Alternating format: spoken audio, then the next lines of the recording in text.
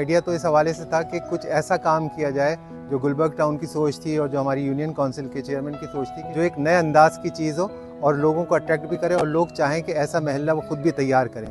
और इसी सिलसिले में ये इन्होंने मिलकर सोचा, चेयरमैन टाउन नुसरतुल्लाह साहब ने और chairman union council Arif Munir Siddiqui ने, उन्होंने मिलकर ये फ़ैसला किया। और इस जगह को ख़ास इसलिए एक तरीके से सिलेक्ट किया गया कि ये एक ऐसी रोड है जो मुख्तलिफ़ इलाक़ों को आपस में कनेक्ट करती है। और ये यहाँ से मोहम्मदी कॉलोनी गुलशन शमीम का रास्ता भी जाता है, यहाँ से ब्लॉक 8 इस्लामाबाद मेन रोड की तरफ भी जाता है, फिर यहाँ से कब्रिस्तान की तरफ भी जाता है, 2 मसाजिद के इस एरिया को कवर करता है, एक स्कूल को ये कवर करता है। तो इस तरह एक बड़ा जगह थी, इस वजह से इस जगह को पहले नंबर पर मुंतखब किया है। बाकी इंशाल्लाह बाकी इलाके भी।